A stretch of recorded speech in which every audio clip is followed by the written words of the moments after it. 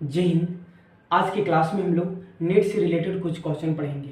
ये वैसे क्वेश्चन है जो नीट में कई बार रिपीट किया गया है, इसलिए आज का वीडियो आप कंप्लीट देखिए। आप श्योर है एक क्वेश्चन बना लेंगे, 100% है कि आप एक क्वेश्चन बना के आएंगे। हाँ, हम जो क्वेश्चन बताने वाले हैं ये क्वेश्चन डायमेंशनल एनालिसिस से होगा। अगर कोई डायमेंशनल एनालिसिस पढ़े तो उनके लिए बहुत ज़्यादा इजी हो जाएगा, और अगर कोई नहीं पढ़े तो चिंता करने की जरूरत नहीं, हम आपको विस्तार से बताएंगे। आप ध्यान से देखिए, आपको सारा समझ में आ जाएगा। ठीक है, देखिए आपका जो बोर्ड में लिखा हुआ जो क्वेश्चन है ये नीट 2014 में पूछा गया है। क्वेश्चन ए करे कि if force F, velocity v, time t are taken as fundamental units, the mass are. देखिए if force F, velocity v, time t है ना, और नीचे करेगी fundamental units the mass are, यानी इस फोर्स, वेलोसिटी और टाइम को आप कंपेयर कर दीजिए इस मास के साथ। तो मास को हम लिख देंगे यहां m। फोर्स का पावर कुछ नहीं है, मतलब x है। वेलोसिटी का पावर कुछ नहीं तो मान लेते हैं y है, और t का पावर कुछ नहीं है तो z है। यहां पे आप कुछ भी ले सकते हैं, a b c ले सकते हैं, p q r s ले सकते हैं, पावर आप कुछ भी ले सकते हैं। ठीक है, और जैसे आप इक्वेशन लिखेंगे उस इक्वेशन के नीचे आपको डायमेंशनल को सजा देना है। जैसे फोर्स का डायमेंशनल होता है m l t के पावर -2, इसका पावर x होगा। वेलोसिटी का होता है l t के पावर -1, इसका पावर y है। और टाइम का डायमेंशन t होता है, और इसका पावर हमने मान रखा था z। और आपको पता है बाबू कि ये जो मास जो है ये मेरा क्या है, मास का डायमेंशन क्या होता है, m होता है। मास का m, लेंथ का l, टाइम का t, तो मास का डायमेंशन m। क्या इसको हम ऐसे लिख सकते हैं l नॉट और t नॉट, है ना। देखिए ऐसे अगर आप लिखते तो कोई गलत नहीं है, क्योंकि आपको पता है कि किसी के ऊपर नोट लगने का मतलब उसका वैल्यू कितना होता है, 1 होता है। तो अरेंज करेंगे तो m ही आएगा। बट हमने ऐसा लिखा क्योंकि हमें इक्वेशन फाइंड करना है, इसलिए हमने ऐसा सजा के लिखा है। देखिए जैसे आप यहां तक आएंगे, आपको यहां से क्या करना है, यहां पे m रखना है, यहां पे l रखिएगा, t। आप लगभग एक केस में चल सकते हैं, m l t को रख सकते हैं। हाँ, आप m को तब हटा सकते हैं जब m यहां ना हो, तो m को लेने की कोई जरूरत नहीं है। लेकिन अगर दोनों साइड में अगर कोई एक इक्वेशन है तो आपको ये हमेशा तीनों रखना होगा। ठीक है, हमने रखा m l t, हर केस में लगभग आप कीजिएगा। हमने यहां तीनों में इक्वल कर दिया। अब देखिए m का पावर कुछ नहीं, मतलब 1, m के पावर 1, l के पावर 0, t के पावर 0, मतलब 1 0 0 1 0 0 1 0 0, है ना। अब इसका काम खत्म हो गया।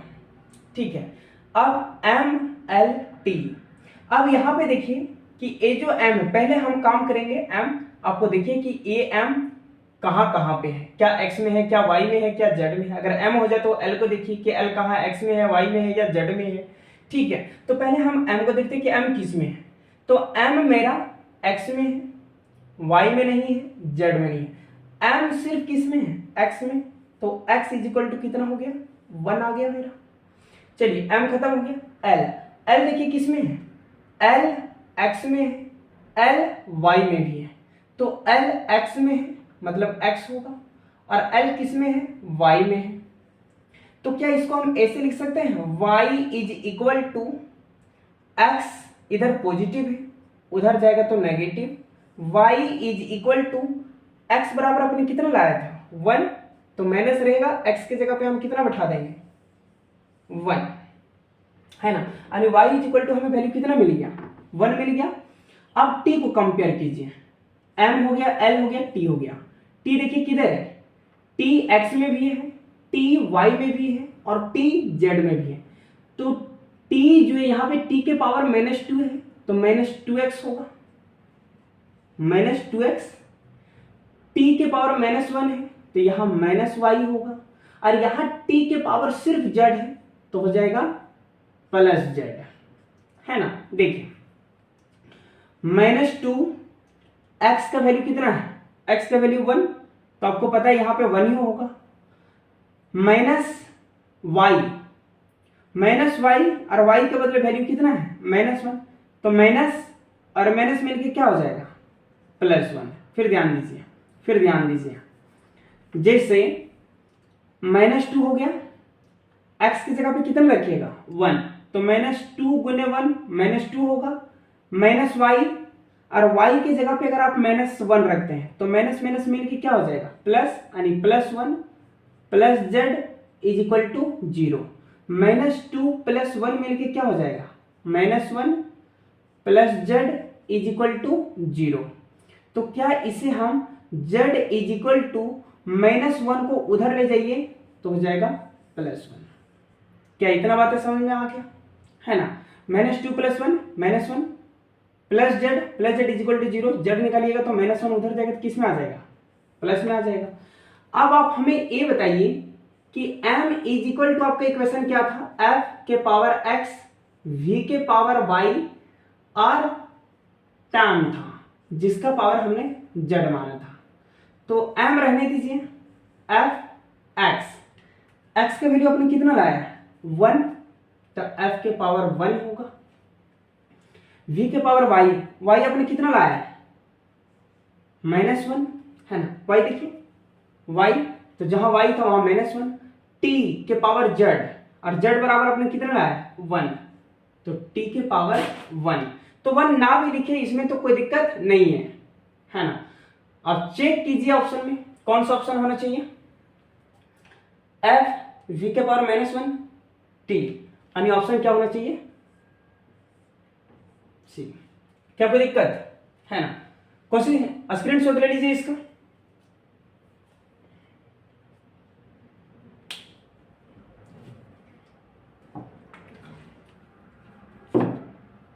स्क्रीनशॉट ले लीजिए।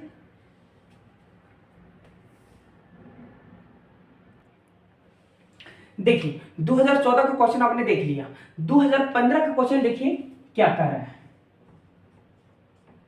देखिए 2015 में क्वेश्चन ए था कि एनर्जी ई, मान लेते हैं इसका पावर कुछ नहीं है तो एक्स है, इसका भी एक्स है तो कोई दिक्कत नहीं, आप पावर कुछ भी ले सकते हैं, और वेलोसिटी था पावर वाई है, और टाइम था जिसका पावर हमने क्या मान लिया जेड। ठीक है, ये क्वेश्चन जो है ऑलरेडी 2015 में नीट में पूछा गया क्वेश्चन है। तो एनर्जी वेलोसिटी और टाइम को कंपेयर कर देना है आपको सरफेस टेंशन के साथ। किसके साथ कंपेयर कर देना है? सरफेस टेंशन के साथ। तो पहले ये ध्यान दीजिए कि एनर्जी का डायमेंशन क्या होता है, m l के पावर 2 t के पावर -2 इसका पावर x। वेलोसिटी का क्या होता है, l t के पावर -1 इसका पावर y होगा, और टाइम का डायमेंशन क्या होता है t। ठीक है, सरफेस टेंशन का फॉर्मूला क्या होता है, फोर्स बटा लेंथ। तो फोर्स का m l t के पावर -2 होता है। ठीक है, और मास का लेंथ का क्या होता है l से l खत्म हो जाएगा तो क्या बचेगा m t के पावर -2। तो सरफेस टेंशन का डायमेंशन को क्या हम ऐसे लिख सकते हैं, m l नहीं है मतलब इस पे हम लोग l0 ले लेते हैं, और t के पावर -2। सरफेस टेंशन को हमें कंपेयर करना है एनर्जी वेलोसिटी और टाइम। पहले आप वीडियो को थोड़ा सा रोक के और कोशिश कीजिए कि इसका आंसर क्या होगा। हम आपको ऑप्शन देते हैं, ऑप्शन ई v के पावर -1 t के पावर -1, बी ई v के पावर -2 t के पावर -2, सी ई v के पावर -2 t के पावर -1, और डी नन। देखिए 2015 में क्वेश्चन पूछा गया है तो ऑप्शन थोड़ा सा हम ऊपर नीचे कर दे रहे तो कोई दिक्कत नहीं, उसमें वहां पे शायद नन नहीं भी होगा या शायद होगा भी तो देख लीजिएगा। ठीक है, लेकिन क्वेश्चन यही था कि सरफेस टेंशन को अगर कंपेयर करना था एनर्जी वेलोसिटी और टाइम। थोड़ा सा वीडियो को रोकिए और खुद से थोड़ा सा बनाने की कोशिश कीजिए। चलिए, उम्मीद करते हैं कि आप लोग कोशिश किए होंगे। देखिए तो बाबू हम सबसे पहले क्या बताते हैं कि 3 चीज लिख दीजिएगा, m लिखिएगा, l लिखिएगा, t, और तीनों में आपको क्या कर देना है, इक्वल कर देना है। तीनों में इक्वल कर देना है।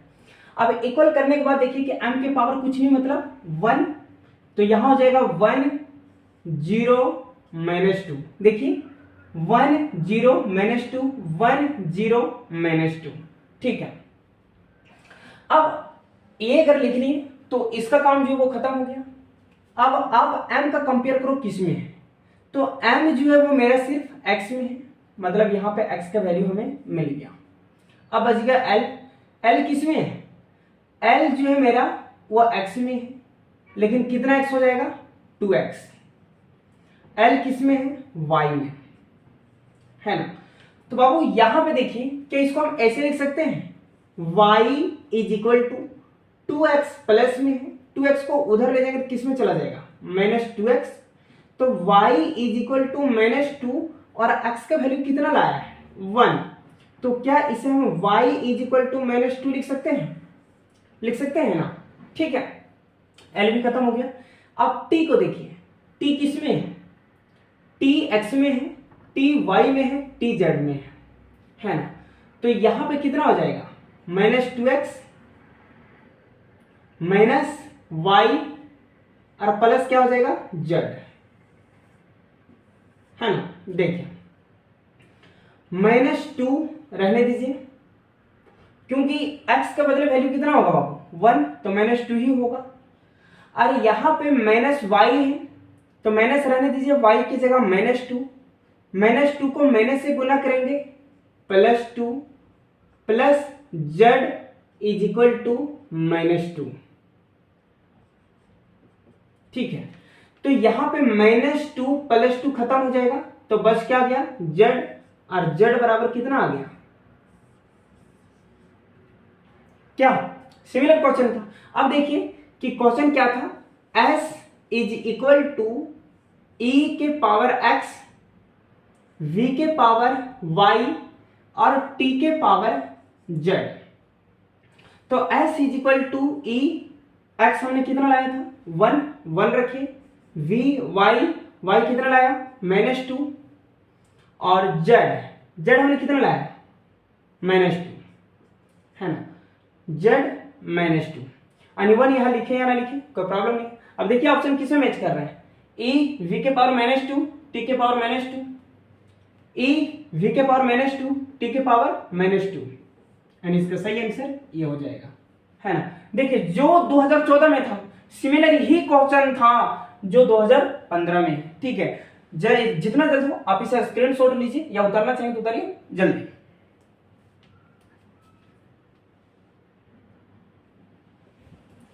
देखिए तो आपने 2014 का क्वेश्चन देख लिया, 2015 का देख लिया, 2016 में पूछा गया क्वेश्चन देखिए। 2016 में पूछा गया क्वेश्चन क्या कह रहा है, 2016 में पूछा गया क्वेश्चन ये कह रहा है कि आपके पास प्लांक कांस्टेंट h है जिसका पावर मान लीजिए a है, आपके पास स्पीड ऑफ लाइट है, स्पीड ऑफ लाइट को c से दर्शाते हैं, प्लांक कांस्टेंट को s से दर्शाते हैं, मान लीजिए इसका पावर b है, और कांस्टेंट ग्रेविटेशन कांस्टेंट है आपके पास जो कि g से दर्शाते हैं, और इसके पावर हमने क्या मान लिया c। यानी h यहां पे जो है वो प्लांक कांस्टेंट है, इसे हम अच्छा सुन के लिख लीजिएगा, प्लांक कांस्टेंट को h से दर्शाते हैं, c स्पीड ऑफ लाइट है, g ग्रेविटेशन है। फिर सुनिए, h प्लांक कांस्टेंट है, c स्पीड ऑफ लाइट है और g ग्रेविटेशन है। इसको कंपेयर जो है वो करना किसके साथ है, अब लेंथ के साथ। किसके साथ करना है, लेंथ के साथ। ये आप लोग लिख लिए तुरंत, h मतलब Planck constant, c speed of light और g यानी ग्रेविटेशन। अब देखिए इसके नीचे पहले डायमेंशन लिखिए, लेंथ का डायमेंशन क्या होता है l, यानी इसके पास m नहीं है मतलब m0, t नहीं है मतलब t0। अब प्लांक कांस्टेंट का फॉर्मूला होता है एनर्जी गुने टाइम। एनर्जी का होता है m l के पावर 2 t के पावर -2 गुने टाइम का t। निकालिए ml2 -2 में एक t घटेगा, ml2 t के पावर -1। तो यहां पे इसे हम लिखेंगे ml2 t के पावर -1, इसका पावर a, ठीक है। स्पीड ऑफ लाइट, स्पीड का क्या होता है एल टी के पावर माइनस 1, इसका पावर क्या हो जाएगा बी। थोड़ा सा ग्रेविटेशन कांस्टेंट का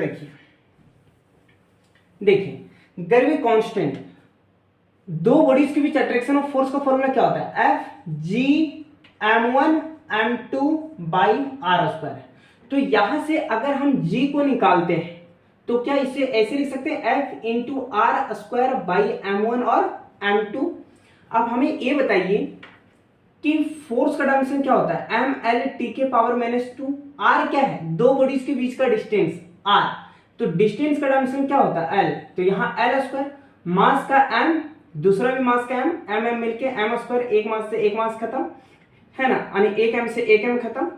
तो नीचे कितना बचा, एक एम, ऊपर जाएगा -1, L2 और एक एल मिलके L3 टी के पावर -2, यानी इसका हो जाएगा m के पावर -1 L3 टी के पावर -2, इसका पावर c है ना। देखिए एक चीजें दिमाग में सेट कर लीजिए, कभी भी क्वेश्चन जो है वो टफ नहीं होता है। टफ सिर्फ ये हम लोग दिमागों में बस गए कि क्वेश्चन बहुत ज्यादा हार्ड होता है, कोई तरह का हार्ड नहीं होता है, कोई तरह का हार्ड नहीं होता है। अब देखिए ये थोड़ा सा किनको टफ लगेगा, जो डायमेंशनल नहीं पढ़ा होगा या डायमेंशनल एनालिसिस थोड़ा सा नहीं पढ़ा होगा, उनको थोड़ा सा लग सकता है। तो कोई दिक्कत नहीं, चिंता मत कीजिए, मौका मिले तो हम पूरे यूनिट एंड डायमेंशन आपको बढ़िया से बता देंगे और डायमेंशनल एनालिसिस भी बता देंगे। लेकिन अभी कोशिश कीजिए कि हम जो बता रहे हैं उसको पकड़ने का कोशिश कीजिए। हम आपको बता रहे कि इस टाइप से जो क्वेश्चन जो है वो आता है, ठीक है। देखिए अगर आप इतना लिख लिए तो वही काम कीजिए फिर से, एम एल टी, ऑप्शन चाहिए आप लोग को, ऑप्शन है ना। ऑप्शन देखिए इसका बड़ा अच्छा ऑप्शन है, इसका ऑप्शन ए था कि H C, H root under H G by C का पावर 3/2। बी में था एच जी सी 3/2। सी में था H root under H G by C 3/2 और डी मान लीजिए 9।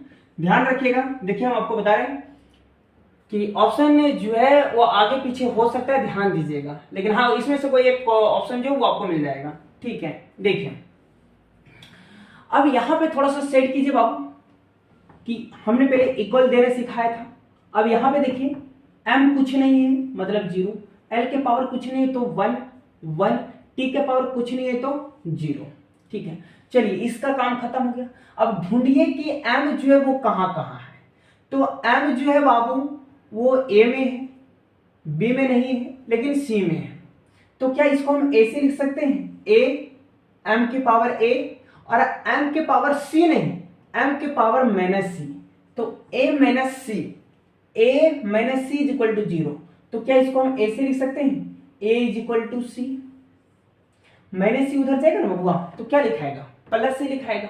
चलिए l देखिए किस में है, l a में है, l b में है, l जो है वो c में यानी तीनों में है। तो l के पावर 2 यानी कितना ये हो जाएगा 2a प्लस क्या हो जाएगा b, l के पावर कितना है 3, तो यहां पे कितना हो जाएगा 3c इज इक्वल टू कितना होगा 1। क्या इसको ऐसे लिख सकते हैं 2a plus b plus 3a is equal to 1। कैसे बाबू, c के बराबर हम a लिख सकते हैं ना, जैसे 3c की जगह हम क्या लिखे a, तो c के बराबर क्या है a, इसलिए हम c की जगह a रख दिए। अब 2a को जोड़िएगा, 2a और 3a को जोड़िएगा तो कितना ये आएगा 5a plus b is equal to 1। क्या होगा कि नहीं होगा, चलिए इसमें आ जाइए t में, t किस में है a में, b में, c यानी इसे a भी तीनों में है। तो minus a minus b minus 2c है ना, तीनों में था। अब यहां पे क्या कीजिए, अब माइनस कॉमन अगर लीजिएगा तो इसको ऐसे लिख सकते हैं a plus b plus 2c is equal to 0। अगर इसको ऐसे लिखिएगा तो क्या इसको ऐसे लिख सकते हैं a plus b plus 2c, सी की जगह क्या लिखिएगा a is equal to 0, 2a मिलकर कितना हो जाएगा 3a plus b is equal to 0। इस इक्वेशन को जो है ना सेकेंड कर दीजिए, इसको फर्स्ट कर देते हैं और इसको जो है वो आप थर्ड कर दीजिए। देखिए कोई टफ नहीं है, क्वेश्चन वही है ना, ठीक है, चिंता करने की जरूरत नहीं है, बस इस टाइप से क्वेश्चन होगा ना आप रिपीट कर लीजिएगा, ठीक है। देखिए मेरा काम है आप लोग को कोशिश करना, आप लोग को रास्ता दिखाना, मेहनत तो आप लोग को अभी करना होगा, ठीक है। देखिए मेरे पसीने पे ध्यान न जा रहा है। देखिए रात का जो है वो 1:15 बज रहा है, कोशिश हम आप लोग को ये कर रहे हैं कि बस इस टाइप से क्वेश्चन को आप लोग जो है वो प्रैक्टिस कीजिएगा। इस टाइप से क्वेश्चन पूछे जाते हैं, बहुत पूछे जाते हैं, ठीक है। देखिए अब क्या कीजिए कि इक्वेशन 2 और इक्वेशन 3 को अगर हम अरेंज करें, ध्यान दीजिएगा, 5a plus b is equal to 1, समीकरण 2 समीकरण 3 से, तो 3a plus b is equal to 0, minus A खत्म होगा, 5a में 3a घटाइएगा कितना होगा 2a इज इक्वल टू कितना हो जाएगा 1। अगर यहां से a निकालते हैं तो बताइए 1 बटा कितना हो जाएगा 2, क्या हो गया ना। अब यहां से क्या कीजिए बबुआ, क्या a के वैल्यू को उठा के यहां रख दें, a का वैल्यू कितना लाया 1 बटा 2 है ना, यानी 1/2, ठीक है। तो हमें किसका वैल्यू मिला, a का मिल गया, c का मिल गया, अब हमको b का चाहिए, तो b का वैल्यू यहां पुट कर दीजिए 3a है ना। अच्छा ये b का वैल्यू पुट नहीं करेंगे, b तो हमें निकालना है, a निकला है, c निकला है, b निकालना है, तो 3a की जगह पे 1/2 है ना plus b is equal to 0। क्या इसको हम 3/2 plus b is equal to 0 लिख सकते हैं। अब यहां से अगर हम b को निकाल दें तो प्लस 3/2 जो है वो उधर जाके किस में हो जाएगा -3/2। क्या तीनों वैल्यू निकला, a भी निकल गया, b भी निकल गया, c भी निकल गया। अब ढूंढिए थोड़ा सा, है ना, क्या था h के पावर a, c के पावर b और g के पावर c, है ना, l बराबर, तो h a का वैल्यू कितना हो जाएगा, a का वैल्यू, अच्छा इस क्वेश्चन को हम मिटा देते हैं, हाँ क्वेश्चन ऊपर थोड़ा सा स्क्रीनशॉट कीजिए, इसको ऊपर थोड़ा बताते हैं। चलिए ठीक, देखिए कर लिया, स्क्रीनशॉट हो गया, ठीक है।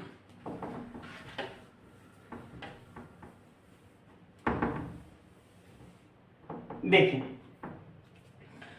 L is equal to h के पावर a, c के पावर b और g के पावर c, तो L is equal to h a यानी 1/2, b -3/2, g c भी कितना है बाबू, c इज इक्वल टू 1/2। तो क्या इसको हम ऐसे लिख सकते हैं, L is equal to H G, क्योंकि ये दोनों पॉजिटिव वाला नेगेटिव वाला कौन है, ये C, तो इसको नीचे जब ले आएंगे तो ये प्लस में लिखाएगा 3/2, ऊपर नेगेटिव है, पावर ऊपर नेगेटिव, यही पावर को नीचे ले आएंगे तो किस में आएगा, पॉजिटिव में आएगा। अब इसका भी पावर 1/2 है, इसका भी पावर 1/2 है, देखिएगा थोड़ा सा, तो L इज इक्वल टू, देखिए इसको ऐसे लिख सकते हैं, √HG C 3/2, प्रॉब्लम हो गया। देखिए जैसे 1/2 था ना, G 1/2 इसमें भी था, तो ये दोनों को साथ में रखे, जो माइनस वाला था उसको नीचे ले आए। अब बाबू 1/2, जैसे देखिए आप लोग जानते हैं कि अगर मान लीजिए √m है, तो अगर ये रूट को हम हटाएंगे तो बताइए इसके बदले 1/2 लिखेंगे, नहीं लिखेंगे, और 1/2 हटाएंगे तो इसके बदले क्या लगाएंगे, रूट लगाएंगे। तो यहां पे मैंने 1/2 के बदले मैंने क्या लगाया, रूट लगाया, ठीक है, और रूट हटाइएगा फिर 1/2 आ जाएगा, ठीक है। तो देखिए क्या ऑप्शन है या नहीं,